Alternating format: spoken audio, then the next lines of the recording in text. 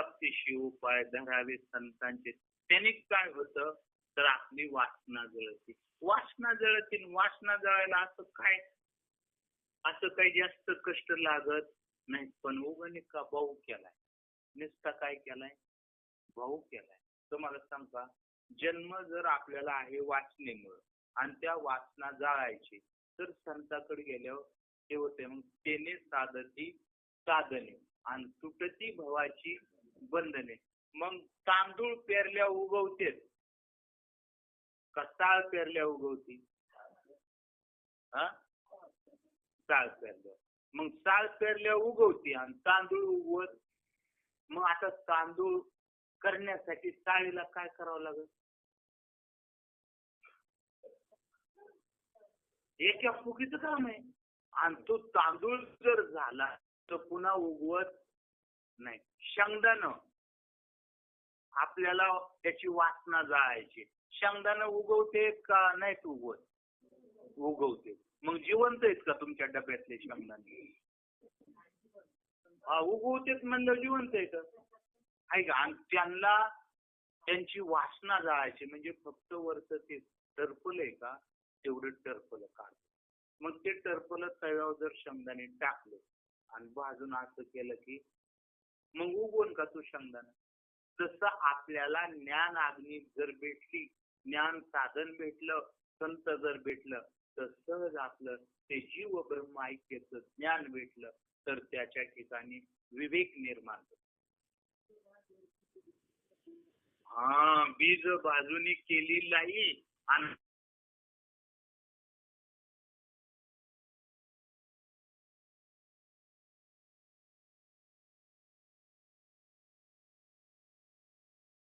पळून गेला. म्हणले नको नको, ही संत मंडळी म्हणजे भाजायचं. त्या सभेतून नामदेवराय पळाले होते. म्हणजे बीज भाजायचं कुणाला कळालं नव्हतं. ज्याच्या ताटात देव जेवत होता आणि कीर्तन करत होता आणि कीर्तनात देव त्याला भाजायचं कळालं आणि त्याने धूम ठोकली. कुणी? महाराजांनी. आता कसं करावं? महाराज लोकांना हे कळावं का नाही? महाराज म्हणले हे यांचं वेगळंच आहे. कोण? नामदेवराय. आता नामदेवराय जर यांचं वेगळं म्हणत होते तर आताचे लोक काय म्हणणार आहेत? विचार करा ना बरं. कुणाचं वेगळं म्हणत होते? निवृत्तीनाथ, ज्ञानेश्वर महाराज, मुक्ताताई यांचं वेगळं म्हणत होते. मग आज काय म्हणते ते? आज बी असंच आहे. आज बी असंच आहे. तोच परंपरा आहे.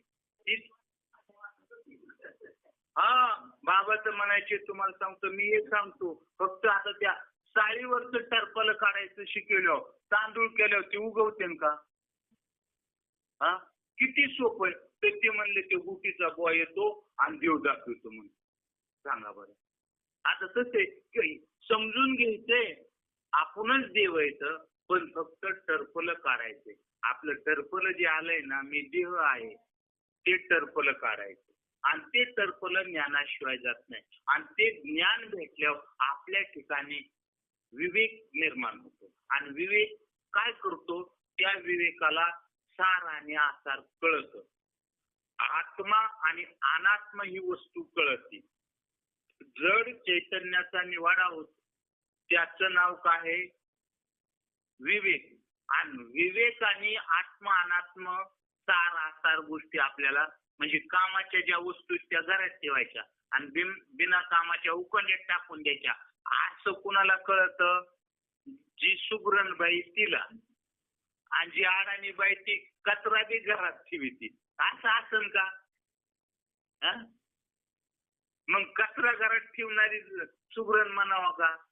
नाही. मग आता सांगा बरं. एक दिवसाचं दूध जर नाही तापवलं तर काय होतंय? ते नाचत. बघा किती अनुभव. एक दिवसाचं नाचणारं दूध, पण त्या नाचणाऱ्या दुधात कधीच न नाचणारं तूप आहे का नाही? पण त्या काढायला कुणाची गरज आहे का नाही? ते नाचणारं दूध आहे, पण त्या नाचणाऱ्यात कधीच न नाचणारं तूप आणि हे म्हणतात वा, आणि आले न कालचे लगेच लागले सांगायला. हा आहे ना, त्या नाचक्या दुधात आहे बाबा. काय कधीच न नाचणार तूप आहे का नाही, पण ते काढण्यासाठी कोण आहे? आणि नाही दुधात तूपच असतं काय कुठं म्हणणारे कोण म्हणायचं? महासुगरण म्हणायचं. आज असल्याच महासुगरण येतात. सांगा बरं, काय सांगा. आणि त्या दुधातलं तूप आज बी निघू शकत. आणि त्या न नाचणारं तूप आहे. तसा हा नाचक्या शरीरामध्ये आत्मस्वरूप अविनाशी आहे, कधीच न नाच पावणारा आहे. आणि ते घालून देण्यासाठी संतांची खानदानी गरज आहे. त्याच्यासाठी संत पाहिजेत. म्हणून ते म्हणतात हरी प्राप्तीशी उपाय. मग जर दुधात त्या नाचक्या दुधातलं तूप काढण्यासाठी सुगरण पाहिजे, तर ह्या नाचक्या देहातलं आत्मा कळून घेण्यासाठी संत नको का? आणि संत जर भेटले तर मग आत्मा भेटेल का नाही, कळेल का नाही? आणि जर सुगरणबाई भेटली तर दुधातलं तूप निघन का नाही, आणि ते नाचन का मग? आणि मग त्या दुधातलं तूप जसं काढायचंय तसा ह्या जीवातला आत्मस्वरूप परमात्म स्वरूप बाजूला करायचं. आणि जड आसार नाशिवंत ते बाजूला काढणं, ही ज्याला बुद्धी येते त्या बुद्धीला काय म्हणतात? विवेक. आणि ती विवेक झाल्यावर समजा तूप निघाल्यावर, दही निघाल्यावर, दही घुसळल्यावर काय निघत? ताक आणि लोणी. मग तुम्ही लोणी घेता का ताक घेता? दोन्ही बी घेता. दोन्ही बरोबर, हे बी बरोबर ते बी बरोबर. हा, पण आईचा आपल्याला उद्देश कळायला पाहिजे ना, आपल्याला काढायचंय काय, तार काढायचे कळायला पाहिजे ना. टाकून लोणी घेतो, ताक बाजूला. ताक म्हणजे आसार आहे आणि तार म्हणजे लोणी. तसा याच्यातला परमात्मा तार आहे आणि तो बाजूला काढायचं ज्याला. मग याचा लोणी बाजूला काढायचं कळाल्यावर ताक बाजूला कळन का नाही? आणि हे लोणी आणि ताक बाजूला काढायला ज्याला कळतं त्या बुद्धीला काय म्हणतात? विवेक. आणि तो विवेक ज्याला लोणी माहितीये, काढण्याची पद्धत जर शिकवेल त्याला येईल का नाही लोणी काढायला? आहे का? आणि मग लोणी काढल्यावर लोणी घेईन का ताक घेईन? लोणी घेईन. आणि ताक बाजूला काढणं याचं नाव वैराग्य. याचं नाव काय? म्हणजे सार बाजूला काढलेलं, सत्य असलेलं बाजूला घेणं, आसाराचा त्याग करणं, याला काय म्हणतात? वैराग्य.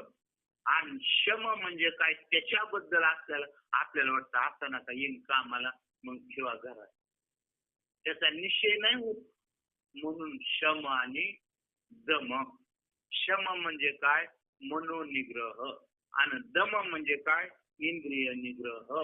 आणि पुन्हा एवढं झाल्यावर त्याला काही मी उद्धार पावेन, काही कृपा करील नारायण, ऐशे तुम्ही सांगा संतजन, आणि करा समाधान.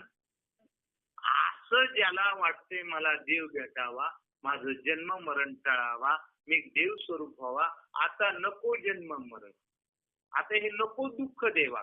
म्हणून असं ज्याचं वाटतंय असा तिथपर्यंत आलाय त्याला म्हणतात तो अधिकारी आहे या ग्रंथ ऐकण्याचा, कळून घेण्याचा. बघा, ज्ञानेश्वरी कळण्यासाठी एवढं लागत. आणि एवढं आपलं झालंय, आहे का नाही? एवढं झालंय म्हणून तुम्हाला शब्द सांगितला मग, आहे का नाही? हा. आणि मग ते झाल्यावर त्याच्या ठिकाणी मुमुक्ष झाल्यावर पुन्हा त्याच्यात काय सांगितली? श्रद्धा. काय सांगितली? श्रद्धा म्हणजेच काय? विश्वास. म्हणजेच काय? विश्वास, आहे का नाही?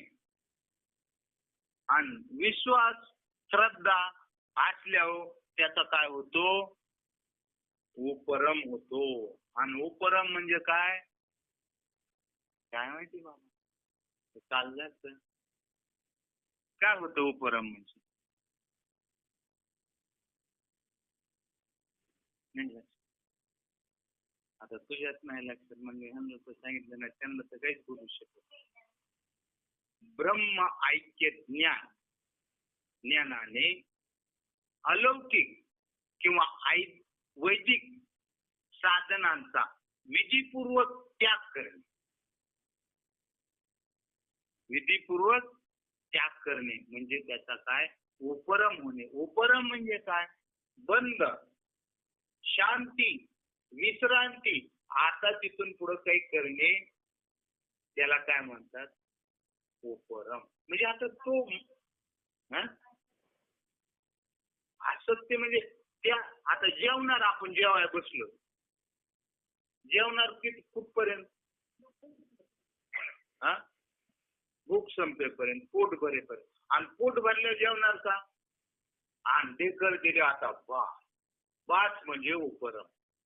म्हणजे आता त्याचा परमार्थ करायचा बंद. मग आता बंद आहे का? नाही. लाचावले मन लागलीची गोडी हे जीवन सोडी. पण त्याला काही साधायचं आता राहिलं नाही. तो फक्त वैष्णवाच्या संगतीत आता गोडी टाकायची म्हणून तो त्या संगतीत असता. मग त्याचा काय झालेला असतो? उपरम झालेला असतो. आता उपरम झाल्यावर पुन्हा काय आहे? काय आहे पुढं? तुम्ही सांगा की समाधान. काय? समाधान. आता सगळं करायचं झाल्यावर समाधान नाही ना, पोट भरल्यावर आहे का नाही? मग समाधान म्हणजे काय? समाधान म्हणजे काय? समाधान तुम्हाला झालं का नाही? पटत का नाही आजपर्यंत? कशाने होईल समाधान? या जे आहे जे. या पुढे या तुम्ही.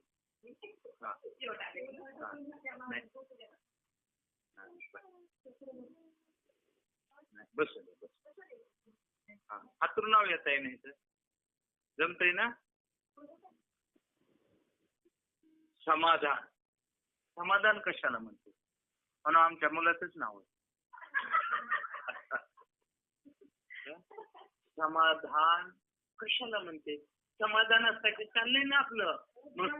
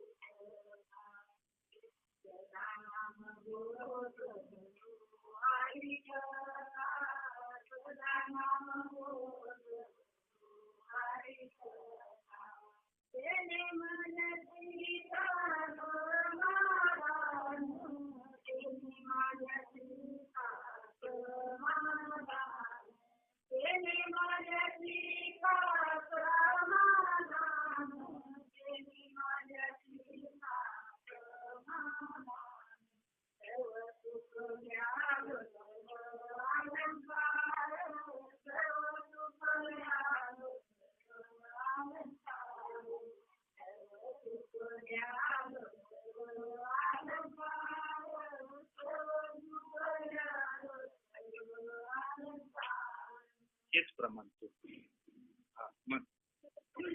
हा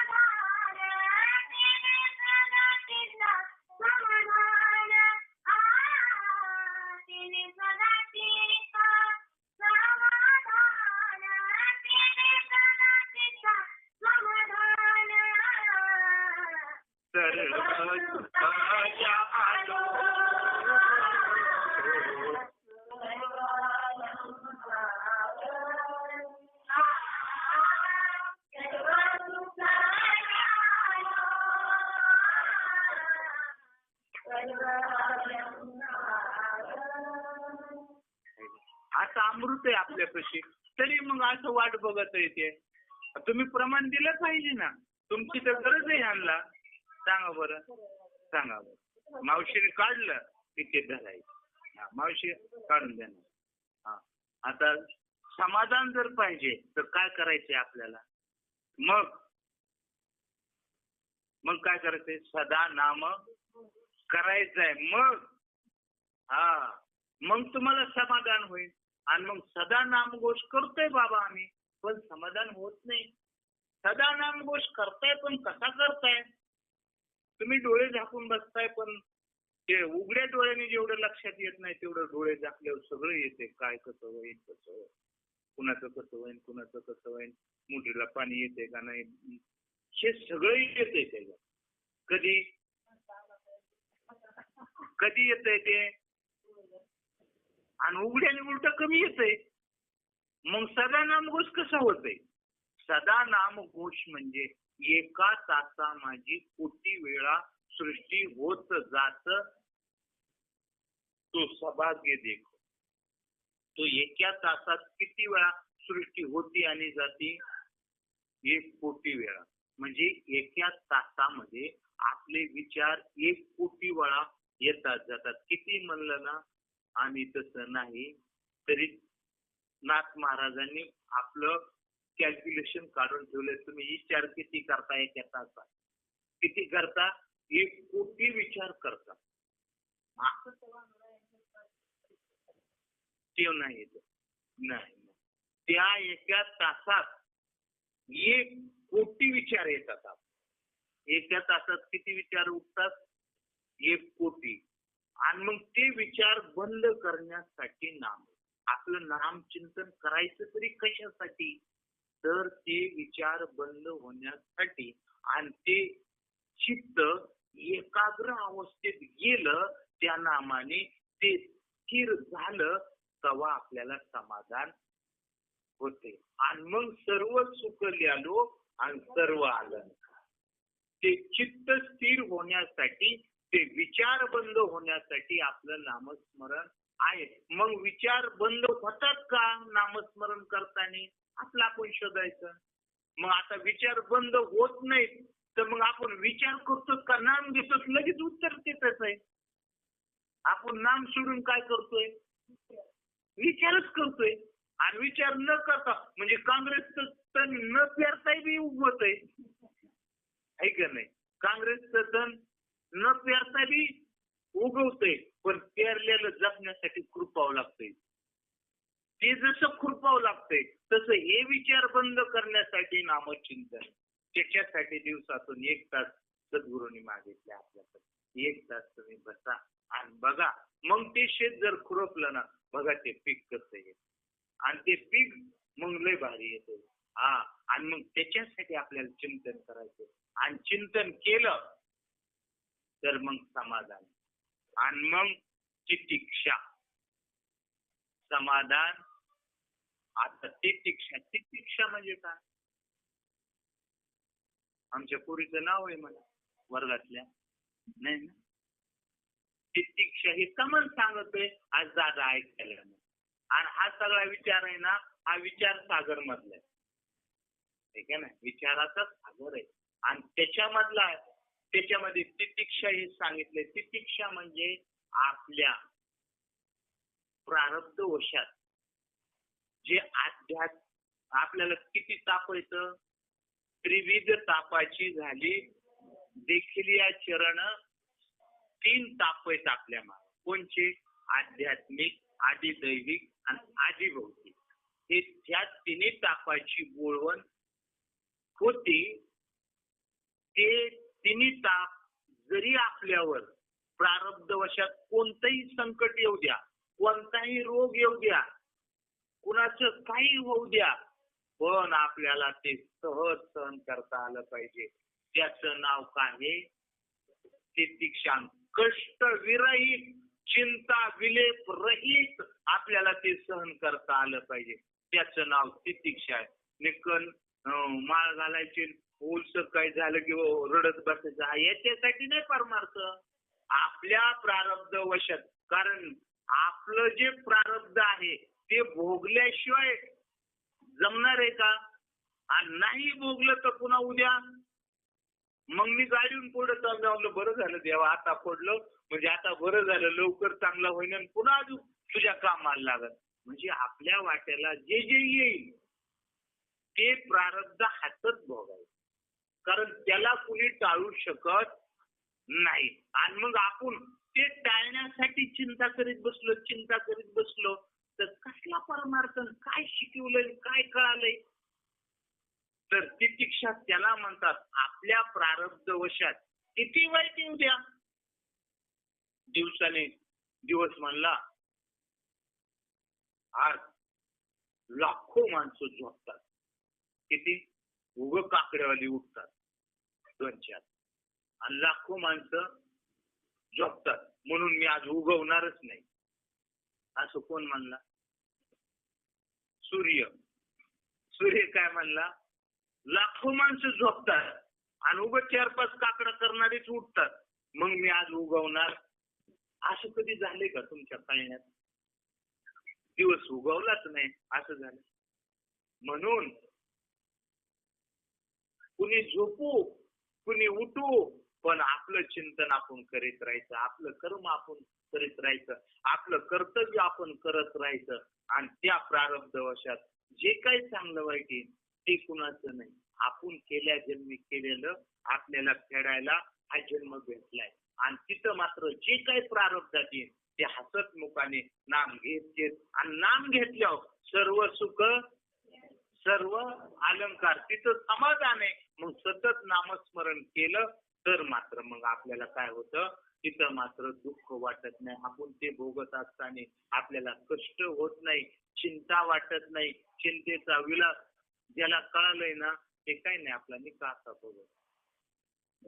आणि ज्याला कळालं नाही ते तर गेली काय आली काय असं कवार बी विलाप करीत रडते. आणि ते बघून लोकांना रडायला येतं, नाही तर त्यांना रडायचं नसतं.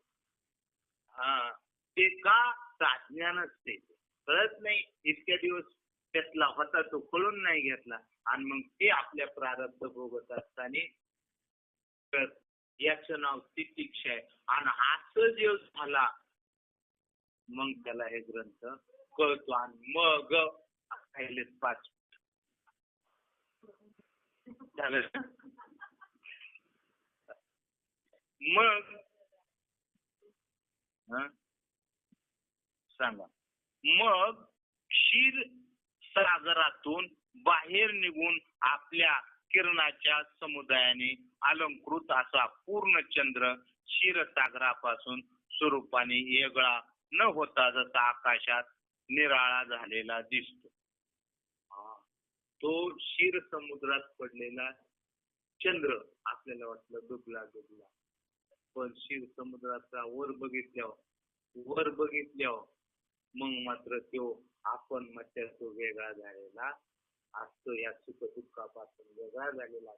मग हे एवढं केल्यावर, नामचिंतन केल्यावर मग तो वेगळा झालेला असतो, या सुख दुःखापेक्षा वेगळा सुखरूप झालेला असतो. त्याप्रमाणे हा काय दिलाय? दृष्टांत दिलाय. जय हरी.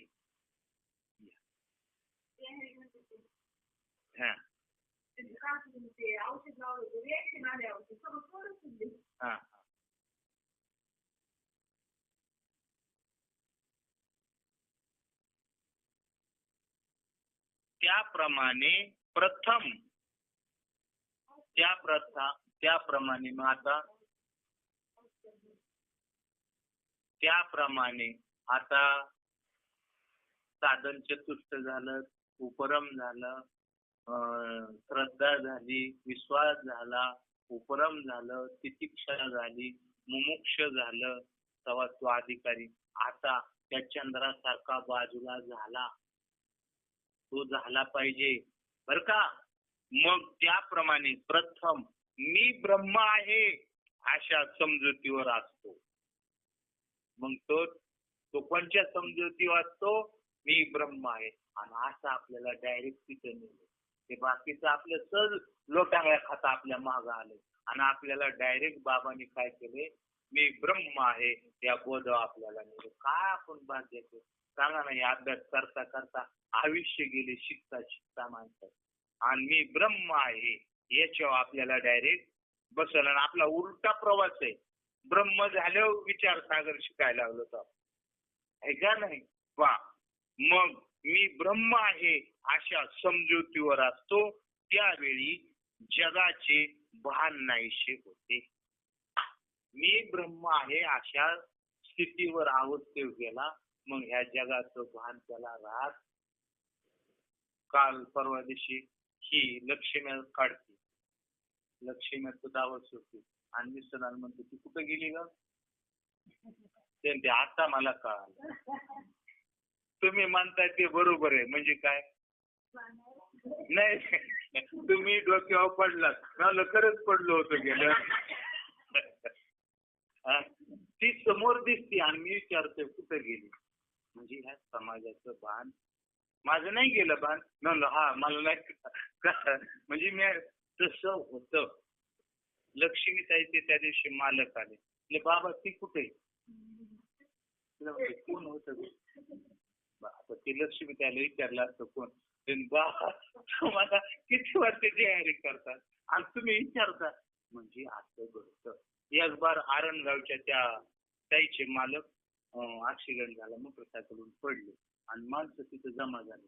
ते म्हणते पडून खालून आणि माणसं जमा झाली. मी इथून आलो तर कमांड ऍक्सिडेंट काय झालंय बघायला गेलो आणि ती नक्की बाजूने उभा आणि ते माणूस म्हणते बाबा जय हरी जय हरी.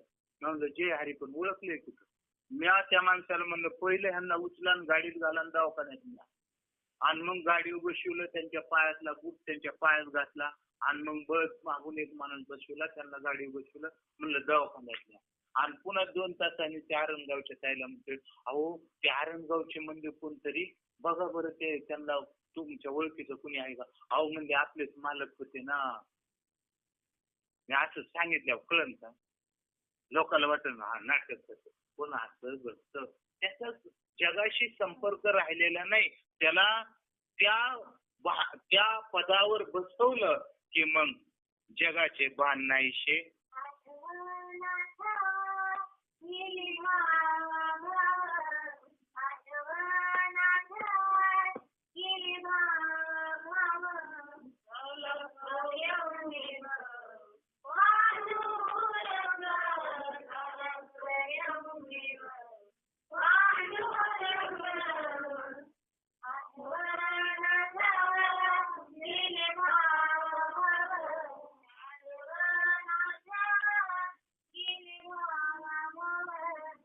की त्याचा आठवण बी जातो भाव बी जातो अभाव बी जातो. तो स्वयंभू त्या पदावर बाबाने बसवलं. आता एखादं सांगा बरं आपल्या आई वडिलांनी आपलं माम्या मावशांनी आत्याने आपलं जे नाव ठेवलंय आपलं जे त्या नावाने हाक मारले आपण ओ देतो का. बाजारात गेलते त्या दिवशी गळून पडलं आता मला माहितीच नाही तुम्हाला नाव हाक मारते असं होतं का. त्या नावाने आपल्याला हाक मारलं की लगेच कोण हाक देते करतो का नाही. मग आता आपल्याला ब्रह्मनाम दिले आत्मज्ञान दिले तुम्ही आत्मा आहात तुम्ही ब्रह्म आहात ही ओळख दिल्यावर आपण ब्रह्माचा चार्ज घ्यायचा आहे का देहाचा चार्ज घ्यायचा आहे ब्रह्माचा. मग त्यांनी घेतल्यावर मग त्याला जगाचे भान राहत. पण आपल्याला टकाटक अजून जगाचं भान आहे म्हणून राम म्हणता आणि पदी बैसोनी त्या पदावर नाही बसत. आपण कोणत्या पदावर बसतो सकू थकू त्या पदावर जायचं. जे आहेत देहालाच आपण आपल्या नामाचा काही आपण अंश त्याच्या वडलाच नाही की मी ब्रह्मा मी चैतन्य आहे मी आत्मरूप आहे आणि ते नाम तेच सांगते तुम्ही देह नसून तुम्ही परमात्मा आहात तुम्ही ब्रह्म आहात. आणि ते म्हणते मी ब्रह्म आहे अशा समजुती वाचतो त्यावेळी जगाचे भान नाहीसे होते. मग आपल्याला भान राहावा का नाहीच व्हावा त्याच्यामुळे तर तुमच्याकडे माळा घालीत नाही. मग आपण भानातून जाण्यासाठी परमार्थ आहे का भानावर राहण्यासाठी. बघा ह्या खुशाल म्हणतात भानातून आणि आता नाही गेले भानातून तर पुन्हा शेवटच्या टायमाला नक्कीच भानातून जाणार. पण तुम्हाला पुन्हा मग काय कशाची आशा लागेल ते तुमचं तुम्ही बघा.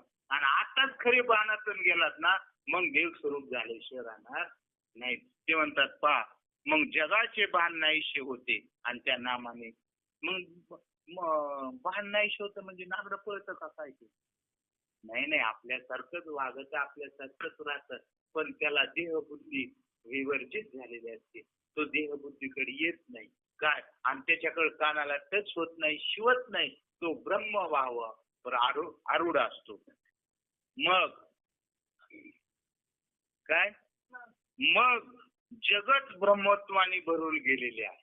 आणि असं जर एकदा त्याला झालं तर मग कुणाचे दोष दिसत नाही, कुणाचे कर्म दिसत नाही. ते तशीच करते, त्याला काही कळतच नाही असं त्याला दिसत.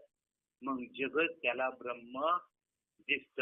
भरला घनदाट, हरिपाठात म्हणता ना, कधी भरला घनदाट? आधी तुम्ही हरी झाल्यावर मग जगात तुम्हाला सगळा हरी दिसतो. आधी तुम्ही ब्रह्म भाव, मी ब्रह्म आहे या भावावर गेल्यावर पुन्हा मग तुम्हाला जगाचं भान राहत नाही. आणि जगच तुमच्यासाठी काय होतं? ब्रह्म होतं. मग जग चांगलं नाही, लय जग गोया बेकार आहे, मी लय जगासाठी केलं पण काही कुणी माझ्या कामाला नाही आलं, काही तो केलं. तुला करायचं काय सांगितलंय सांगताना? तू ब्रह्म आहे असं हो, आणि मग तुझ्यासाठी जग ब्रह्म होईल. आणि देव म्हणेन बाळा तुला काय, जनाबाईला कुणी नव्हतं, हा मुक्ताताईला माझ्या कुणी नव्हतं, आई गेलती, पण त्याच तिचं कुणी केलं? नाव देऊ कुणी केलं? हा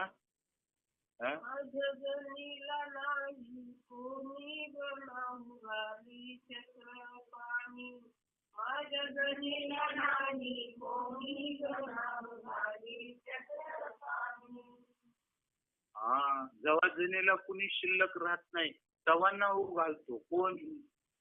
देव. आणि आपल्याला सगळे असल्या मग म्हणतो घालून द्या, आव टाळून द्या, घालून द्या, मला काय करायचंय, हायच तिला सगळे, ऐक नाही. आणि जेव्हा आपण जगाचं भान राहत नाही, जग राहत नाही, तेव्हा मग देव आपल्याकडे येतो. आणि आपल्याला देव येतो, देव होतो.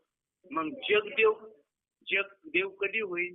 तुम्ही ब्रह्मभावावर गेल्यावर, तुम्हाला त्या अनुग्रहाचं नाम कळाल्यावर, नामरूप झाल्यावर तुम्ही, आणि मग तुम्हाला जग देवरूप दिसत. आणि जग वाईट दिसतंय, वाईट अनुभव येते, याचं कारण काय? जग वाईट आहे का तुम्ही वाईट आहे? एक ही क्लिक झाली ना काम झालं. जग वाईट नाही, जग देव आहे. जग देव आहे. विश्वची देव आयता ज्याचा अनुभव देव तया जवळ. विश्व देव आहे, जग वाईट नाही हो, मी वाईट आहे माझ्यात. हा, आणि पाप नाशे दरुशने, त्या मग आपण त्या ब्रह्मभाव गेलो. जग वाईट नाही, जग देव आहे. आणि जग वाईट कशामुळे दिसतंय? आपल्याच घोटाळा. आणि आपण घोटाळा कुणावर तोलायला लागलो? दुसऱ्यावर. आणि चूक आहे, अज्ञान. मग आपण ब्रह्मरूप झालो तर मग जगाचं भान राहत नाही, जग ब्रह्मत्वाने भरून गेलेले आहे असे वाटते. नंतर ही समजूत देखील तो सोडून देतो. ही समजूत देखील सोडून देतो. याला म्हणतात उपरम, याला म्हणतात विधियुक्त त्याचा त्याग करणे. असा विधियुक्त त्याचा त्याग करायचा आहे, असा त्या स्टेपला जातो. मग ते पोट भरलं म्हणतो नको, आता तो ब्रह्म झाला, जग ब्रह्म दिसायला लागला. आता त्याचा काय झाला? उपरम झाला. तो सोडून देतो तरी ब्रह्मपणा सुद्धा आपोआप जिरून जातो. म्हणजेच कधी मी ब्रह्माचा स्फुरणावर राहून तर कधी त्या स्फुरणाला टाकून सहस्थितीवर असतो. हा, त्याला मी ब्रह्म सध्या आठव नाठव इथं प्रमाण पाहिजे. ते प्रमाण इथं पाहिजे होतं, एवढी टूक पुढे यायला पाहिजे, आहे का नाही? मग त्याला कधी त्या स्थितीवर स्फुरण होतं किंवा स्फुरण टाकून तो त्या स्थितीवर असतो, सहज स्थितीवर असतो. मग तो आठवत की नाही मी ब्रह्म आणि जग ब्रह्म आहे. मग देवाच्या संगती आम्ही येतो. हा, मग देव त्याच्या संगती नाही नाही तोच देव झालेला असतो, त्याला दुसरा देव शिल्लक राहिलेला नसतो. याप्रमाणे केव्हा मी ब्रह्म आहे स्फुरण टाकीत व केव्हा मी ब्रह्म हे स्फुरण घेत, तो देहाच्या हद्दीवर मी अर्जुन या नावाने मोठ्या कष्टाने उभा राहिला. कधी टाकीत टाकीत त्याला युद्ध करायचं होतं ना, मग पुन्हा तो कष्टाने मी अर्जुन आहे म्हणून आता उभा राहिला. नाही ते सगळंच भान गेल्या मग कसा तरी. म्हणून देवाने पुन्हा हे तुला करायचंय, हा काही काय आहे ते हिमालयात जाऊन फक्त चिंतन. काय उपयोग त्यांचा? 104 वर्ष जगले तरी तुझ्या जर थोडं काय आसन वाटेत तर येऊन या लेकरांना जीवाला दे ना, म्हणजे ते बी सुधारते. का तिकडे कपारीत बसून काय करतोय? मग पुन्हा अर्जुनाला त्या देहबुद्धी आणलं, म्हणले बघ तुला आता पुढं करायचंय. तसं बाबाने आपल्याला पुन्हा देहबुद्धी आणले आणि म्हणले नाही पुढं करायचंय. त्या बाळगोपाळांना घेऊन हे आपला आनंद लुटाय. पहा, या नावाने मोठ्या कष्टाने उभा राहिला. मग थरथर कापणाऱ्या, मग काय होतं? थरथर कापणाऱ्या तळहाताने रोमांच उभे राहिले. असं झालं पाहिजे चिंतन. हे कोण सांगत आहे? ज्ञानेश्वरी सांगत. अर्जुनाचं तसं झालं. हा, थरथर कापणाऱ्या तळहाताने रोम उभे राहिले, दाबून सर्व अंगावर आलेले घामाचे बिंद जिरून. ते घाम सगळं अंगावर आला आणि तो जिरून आता पुढं काय सांगतात? आता पुढं काय? ते जिरून प्राणापेक्षा प्राणशोभाने त्याचा श्वासोश्वास वाढतो. आपल्याला पहिलं अनुग्रहाचं नाम दिलंय ना, त्या अनुग्रह वैखरीच ते स्पीडनी म्हणत आसोनी संसारी जीव वेगू करी आणि वेद शास्त्र उभारी हो सदा. मग त्याला जेवढा वेग देता येईल तेवढं वेगाने. पंखा गप असला तर त्याच्यावर चिमण्या हवून जाईल, पाखरं बसून जातात, चिमण्या गर्टी करतात. कधी? आणि फास्ट पंखा असल्यावर मग त्याला वेग दिला नामांना त्या अनुग्रहाला, तर मग त्या वेगाने काय होतं? मग आपल्यातले विचार स्थिर होतात. आणि मग ते विचार स्थिर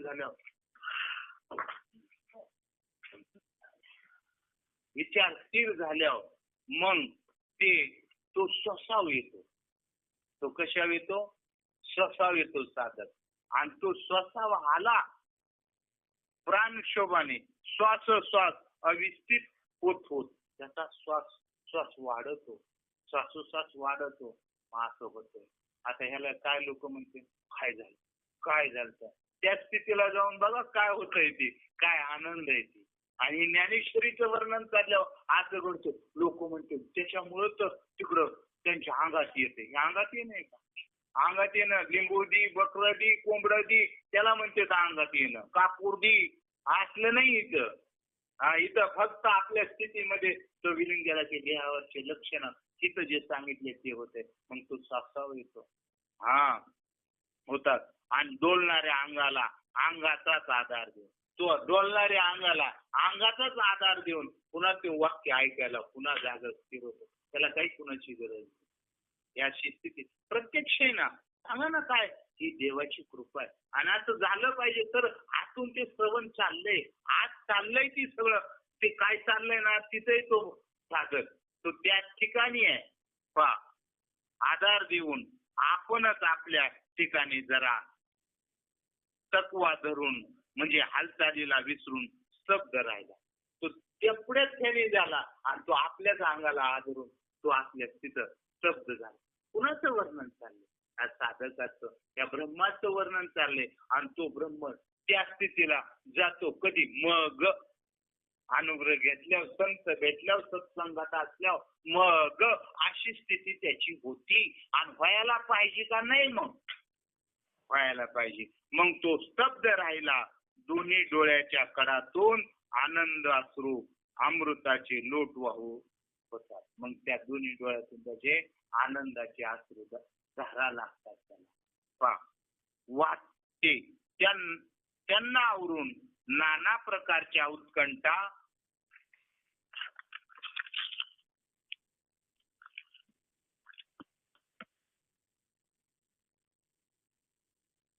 गर्दीने गळ्यात बाण बसला होता, कंठ दाटला होता.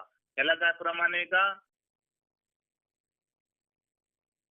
कंठी प्रेम दाटे, नैनी नीर लोटे, आणि हृदय प्रगटे राम. तुकाराम महाराज म्हणतात असं होतं, कंठात प्रेम दाटून येतं, डोळ्यामध्ये नासरू येतात. कशामुळं? तर हृदयात त्याच्या तो राम प्रगट. म्हणूनच होतं ह्या त्याचं वर्णन आहे. कंठ दाटला होता, त्याच्या उत्कंठाची गर्दी हृदयात दाबून वाचा विस्कळीत झाली, त्याला बोलता येईना. वाचा विस्कळीत होती, त्याला बोलता येत नाही होती. ती प्राणाने सावरून क्रमरहित श्वासोश्वास जागच्या जागी व्यवस्थित करून पुन्हा तो आपल्या ठिकाणी येतो. ही नाम साधना आहे. आणि कशातलं वाचलंय मी? ज्ञानेश्वरी अध्याय क्रमांक 18, 1550च्या 56 पर्यंत 6 वळी वाचल्या आणि त्याच्यात हे विषय दिला. मग ज्ञानेश्वर महाराज हे व्हावा म्हणून दिलाय का न व्हावा म्हणून दिलाय? आणि तेव्हा त्याच्या हृदयात ते नाम प्रगट होतं, देव प्रगट होतो, तो कळल्या जातो, देहाचं भान राहत नाही. आणि याला लोक म्हणतात चिटकी, बहानामती अंगात येतं. ह्यांनी आतापर्यंत ज्ञानेश्वरीला नाव ठेवतात, ज्ञानेश्वर महाराजाला नाव ठेवतात, धर्माला नाव ठेवतात का? आपल्याला धर्माचा प्रश्न आहे. म्हणून तुम्ही हे ऐकलं, तुम्ही हे करता, म्हणून तुमच्या चरणावर खूप खूप धन्यवाद. तुमच्या चरणावर साष्टांग दंड. पण हे करा जे ज्ञानेश्वर महाराजांनी आपल्याला सांगितले, साधू संतांनी सांगितले, तो वसा आपल्या पदरात पडलाय, आपल्या ओटीत पडलाय. आणि त्याचं चिंतन करा. रामरूप व्हा, भगवंत स्वरूप व्हा. आज एकादशीच्या निमित्ताने आपल्याला नवलेताईने दिलेल्या मेजवानीच्या निमित्ताने तुम्हा साधू संतांच्या सेवेसाठी घेतलेल्या ज्ञानेश्वरीतल्या 6 वळी, त्याच्यावर मला जसं मोडकं तोडकं सद्गुरूच्या कृपेने मला जसं सांगता आलं तसं मी बोललो. काही चुकीचं असेल तर इथंच सोडून द्या, आणि बरोबर असेल ते मात्र सद्गुरूच आहे. आणि त्याचा काय करा? विचार करा, चिंतन करा, देव स्वरूप व्हा. हा एकादशीचा तुम्हाला विशेष काय लाभ आहे का नाही? हा. आणि संत दर्शनी हा लाभ पद्मनाभ जोडला. आणि पुन्हा मग ते चिंतन आपल्या नाभी स्थानापर्यंत याला येतं, आणि त्याला म्हणतात संत दर्शनी हा लाभ आणि पद्मनाभ जोडीला. मग तिथून एकदा चालू झालं की मग त्याला काही कारण त्याचा अज्ञानाचा पूर्ण नाश होतो. असं झालेली सेवा हृदयस्थ सद्गुरू श्रीपाद बाबा, रामदास बाबा, सखदेव बाबा आणि तुम्ही सर्व जमलेले सर्वज्ञ तुमच्या चरणावर सेवा समर्पित करून सेवेला आपण इथे पूर्ण विराम. कुंडली गवरदेव हरी श्री ज्ञानदेव पंढरीनाथ भगवान की जय. माऊली ज्ञानेश्वर महाराज की जय. जगद्गुरु संत शांती ब्रह्म